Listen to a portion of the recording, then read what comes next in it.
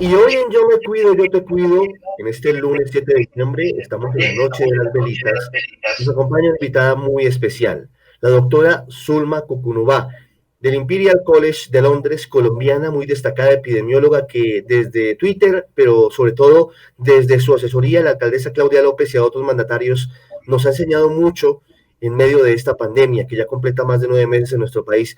Doctora Cucunubá también está con nosotros en Facebook, en Blue Radio. Doctora Cucunubá, buenas noches. Buenas noches, ¿cómo está Ricardo? Mucho gusto estar en este programa y acompañarlos el día de hoy. Hoy es noche de velitas. ¿Cuál debe ser el mensaje para los que nos escuchan a esta hora? Seguramente algunos en su carro todavía se dirigen hacia su casa, van rumbo a una celebración. ¿Cuál puede ser, desde la experiencia suya, la recomendación para hoy, 7 de diciembre, pero además para la coyuntura que es la temporada navideña, en la que nosotros como latinos somos tan cariñosos, somos tan cercanos y tan abiertos? Sí, creo que es muy importante que podamos llegar a un punto donde tenemos básicamente interacciones sociales, compartimos con nuestra familia, compartimos con nuestros amigos, pero lo podemos hacer en ambientes y condiciones que sean más seguras y que tengan bajo riesgo de contagio. Hay una serie de características para estas situaciones, pero digamos, de las más importantes podríamos empezar con que esas interacciones es preferible hacerlas al aire libre, siempre que se pueda, y para esto pues es muy importante también que los gobiernos, las ciudades, los pueblos habiliten zonas al aire libre donde las personas pueden realizar interacciones en calles, en sitios que se acomoden para realizar esas interacciones al aire libre y si además se acompaña con distancia y uso de tapabocas, el riesgo es bajísimo. Es decir, el aire libre es el lugar más seguro donde podemos tener interacciones sociales. Si por circunstancias climáticas, por ejemplo, no podemos hacer esas interacciones al aire libre, entonces tendríamos que hacerlo en un lugar cerrado y ahí es donde tenemos que empezar a valorar riesgo-beneficio de hacer interacciones en un lugar cerrado. Para comenzar, un lugar cerrado reduce su riesgo si tiene una buena ventilación, pero esa ventilación no es una ventana chiquita, no. Tiene que ser 2 ventanas o 2 puertas, o una y una grandes, una por donde salga el aire y otra por donde entre el aire, y que todo el tiempo esté ventilando el ambiente donde estamos realizando esa interacción.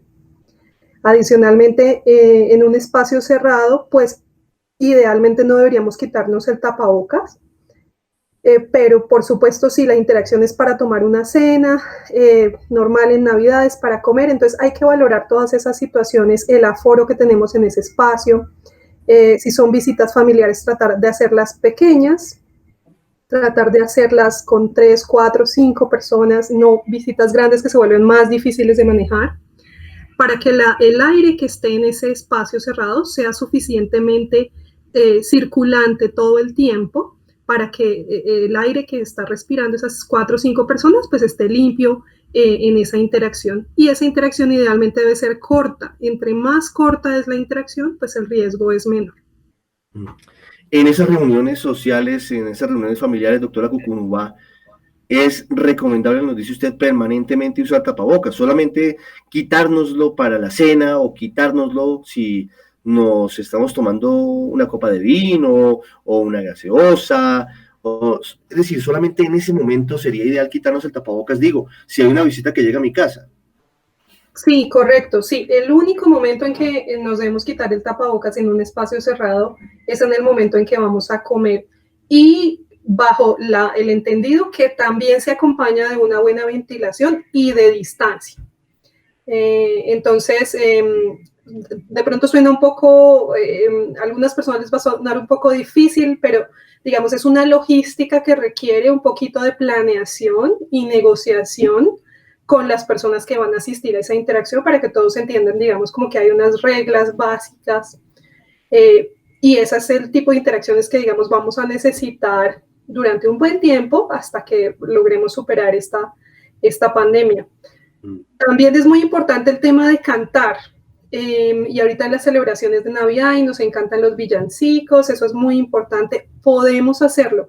Cantar es una actividad que tiene, digamos, en el sentido de la producción de gotitas respiratorias tiene alto riesgo, pero siempre y cuando tengamos puesto el tapabocas, pues podemos cantar, podemos hablar, pero es muy importante que el tapabocas cubra muy bien nariz y boca, que quede muy arriba y que ajuste perfectamente a la nariz y al mentón, pues porque la idea es que cuando hablemos y cantemos, esas goticas que nosotros producimos cuando hablamos o cantamos o respiramos se queden dentro del tapabocas y no salgan a la superficie. Claro. Ya voy a preguntarle sobre otros temas de mediano plazo, porque la pandemia todavía está, hay una expectativa y hay optimismo frente a los anuncios de las vacunas, pero antes, haciendo la composición del lugar, doctora Cucunúa, de esta noche, en minutos van a empezar seguramente a llegar a las casas algunos visitantes, pero también el 24 de diciembre y el 31 de diciembre. ¿Los zapatos se deben quitar a la entrada? Sí. Sí, perdón que había un poquito de retorno. Digamos, todas las cosas que podamos hacer para disminuir el riesgo son bienvenidas, pero ciertamente tiene poco sentido si tenemos cuidado con los zapatos y luego no tenemos cuidado con la ventilación o con el tapabocas. Entonces hay prioridades. Las prioridades son las relacionadas con el tapabocas, el lavado de manos y la ventilación. El tema de los zapatos u otras superficies, digamos, si hay personas que les gusta hacer eso está bien, pero realmente lo que es un riesgo son las superficies con las cuales nuestras manos entran en contacto y ocasionalmente pues las mucosas de los ojos, la nariz o la boca. Y pues los zapatos usualmente no cumplen con esa característica. Se trata más bien de las cosas que tomamos todo el tiempo, los celulares, las barandas de los carros, las barandas de los edificios. La desinfección debe priorizar los elementos y estructuras con las cuales entramos en contacto a través de las manos. ¿Son efectivos el alcohol y el gel para contrarrestar en caso de que no tengamos a la mano agua y jabón para tratar de limpiarnos de la posibilidad de que en las barandas o en la manija del carro, del taxi, podamos encontrar allí el SARS-CoV-2? Sí, es muy efectivo el uso del gel, pues preferiblemente es agua y jabón, pero en muchas ocasiones, como lo mencionas en la calle, etcétera, en ciertos ambientes, pues no la hay. Entonces el gel desinfectante es un perfecto reemplazo y está muy bien usarlo. ¿Y el alcohol antiséptico, que además es muy fuerte, al 70%, podría ser útil? Puede ser útil, pero digamos tiene más problemas potencialmente más problemas dermatológicos, etcétera. Entonces es preferible utilizar un gel desinfectante. Causa dermatitis, y lo digo por experiencia propia. A mí me causó tal daño el alcohol antiséptico que tuve que empezar a abandonar esa práctica. Quiero preguntarle, doctora Cucunúa, sobre la perspectiva de la pandemia en Colombia. Hemos pasado por tantos estadios, escenarios desde marzo, que hoy estamos con la expectativa de la posible llegada de la vacuna.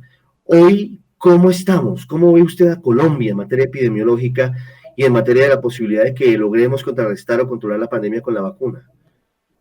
Sí, bueno, yo creo que la etapa más fuerte a nivel de país en promedio fue la que vivimos entre julio y agosto. Creo que ese fue el momento más fuerte donde tal vez ustedes recordarán, tuvimos un pico del número de muertes, que es la forma, digamos, más cruel un poco de medir el impacto de esta pandemia.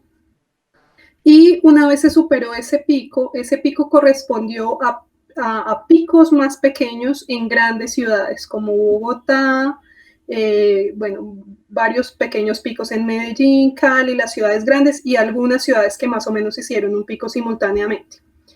Y luego, a partir de septiembre, entonces empieza a disminuir esa curva y hemos estado en una meseta, en una planicie, se puede decir, por casi 2 meses, 3 meses, en la cual, digamos, es una transmisión está sobre todo por los sitios y ciudades pequeñas que no se infectaron en la primera ola, están infectándose y haciendo picos pequeños que en su conjunto, cuando los sumamos, pues nos dan esa meseta. Y es muy probable pues, que continuemos así hasta el final del año. ¿Eso qué quiere decir? Básicamente que la transmisión sigue en todas las ciudades, solo que pues a un nivel que es un poco más controlable para el sistema de salud. A los niveles de infección que hay hoy, el sistema de salud, digamos, no está en riesgo de colapso, y eso es muy importante, pero eso no significa que más adelante no pueda haber un riesgo, y además no significa que la pandemia se haya ido. De hecho, todos los días en promedio mueren de 150 a 200 colombianos a causa de esta pandemia, y de alguna manera es un poco triste como que nos hemos acostumbrado a esa cifra, ¿no? Y esa cifra la estamos viviendo desde hace 2, 3 meses, y en esa meseta estabilizada allí es como está el país. Por el momento es bastante positivo que no estemos en peligro, digamos, de colapso del sistema de salud, que es lo que nos produce más angustia y que lleva a unas restricciones y medidas muy fuertes, porque peligra el sistema, y cuando peligra el sistema se altera la atención de todas las otras patologías, y se convierte en una situación muy inmanejable. Pero pues ahora es positivo que estemos en una situación manejable, pero la pandemia sigue ahí, y si seguimos aumentando nuestras interacciones, como es natural en época de diciembre, y esas interacciones no son seguras, existe el riesgo de que observemos entonces un nuevo pico, ya sea a finales de diciembre o en enero. Sí, ese riesgo está latente, doctora Cucunubá, y también con esas aglomeraciones que vemos en algunos sitios de comercio y con las fiestas, si no se controlan las reuniones familiares. Yo quisiera hacer una última pregunta sobre las vacunas en particular. Pfizer y BioNTech han anunciado que ya tienen permiso del Reino Unido. De hecho, mañana, 8 de diciembre, comienza la vacunación en Gran Bretaña. En la próxima semana, seguramente la FDA en Estados Unidos va a entregar esa aprobación para Estados Unidos. Y Colombia ya ha apropiado algunos recursos para la posible compra de 10 millones de dosis. Hoy es seguro aplicarse la vacuna contra el COVID-19, la primera de 13 que ya están en la fase 3, pero que es la que está más adelantada. Bueno, hay muchos ángulos que ver ahí de este proceso. Es muy importante mencionar que bajo las regulaciones actuales de cómo se realizan los ensayos clínicos, un ensayo clínico casi fase 3 solo puede llegar a su final si garantiza un perfil de seguridad aceptable. Es decir, si en el transcurso del desarrollo de un estudio fase 3 se observa que hay una reacción adversa muy peligrosa, ese estudio se para y solamente se puede continuar hasta que se aclare la situación, de tal manera que todos los estudios fase 3, cuando dicen oficialmente ha terminado, es porque de alguna manera hay un perfil de seguridad que se ha considerado por los investigadores como aceptable. Luego esto, cuando lo aprueban los países, hay cierto tipo de información que nosotros como ciudadanos de pronto no tenemos, pero frente a las autoridades científicas y de salud de los países se presentan, pues, estos estudios tienen que presentar todos los detalles, las bases de datos, los detalles de cómo se realizó el estudio, y bajo esas circunstancias el Reino Unido ha determinado que la vacuna es suficientemente segura a corto plazo, es muy importante aclarar eso, a corto plazo, para ser administrada masivamente en el Reino Unido. Y aclaro lo del corto plazo porque algunas personas piensan como que este proceso de estas vacunas es inusualmente rápido, o les parece como que esto pasó muy rápido y no debería pasar tan rápido. Y tienen alguna parte de razón, pero creo que hay dentro del proceso de producción de las vacunas, hay unos procesos que usualmente son muy lentos, y es eso lo que hace que a veces se demoren años o décadas en que se hagan los estudios, porque los investigadores tienen que conseguir recursos, hay muchos procesos administrativos, y hay unos procesos que usualmente se hacen como uno después del otro. Mientras que en esta situación de esta pandemia, por la urgencia que todos la necesitamos, ha habido mucha inversión para que esos procesos, muchos de esos procesos que pueden realizarse de forma separada y simultánea, se hagan para acelerar el proceso. Y eso, digamos, es lo que ha pasado con la mayoría de las vacunas. Eso no significa que no falte investigación, por el contrario, después de terminar la fase 3 sigue la fase 4. La fase 4 es la que se conoce como post-comercialización, y es muy seguramente lo que va a hacer el Reino Unido y algunos países ahorita que empiecen a la administración masiva de esas vacunas. Eso requerirá unos registros muy detallados para conocer lo que se llaman los efectos adversos de largo plazo y que también los llamamos raros. ¿Raros por qué? Porque no se producen, el fase 3 se hace con 20, 50 mil personas y ahí se detectan algunos efectos adversos. Si se consideran aceptables como fiebre, dolor muscular, malestar, pero de corto plazo son aceptables y pues no se consideran peligrosos, digamos. Y luego hay que buscar, esos que le digo pueden ser comunes, pero no son peligrosos, entonces digamos que podemos vivir con ellos y en el marco de la vacunación. Pero luego viene la evaluación de lo que se llaman los efectos raros, aquellos que en una muestra tan pequeña como 50.000 personas no se logran detectar, pero que son efectos que de pronto le pasan a uno de cada 100.000 o a uno de cada millón de personas y que solo los podremos saber cuando se aplique a esas cantidades de personas, que es lo que va a pasar ahorita en países como el Reino Unido. Doctora Cucunúa, para finalizar, un mensaje a los colombianos, a los oyentes de Blue Radio y BlueRadio.com. Hemos pasado seguramente la etapa más dura de la pandemia, pero eso no quiere decir que ya la hayamos sobrepasado. Usted lo dice, si no nos portamos bien en diciembre puede darse un rebrote en enero. ¿Cuál es el mensaje, la voz de una experta, de una epidemióloga tan reputada como usted para la gente que se alista ahora a celebrar? Empieza la celebración hoy, pero va de largo. Sí, yo creo que es un mensaje de optimismo, pero de un optimismo con precaución. Es un optimismo, ¿por qué? Porque hemos superado una etapa dura, porque ya hoy en día conocemos mejor este virus, sabemos cómo prevenirlo, sabemos cómo intervenirlo y tenemos en un futuro próximo tal vez el acceso a las vacunas.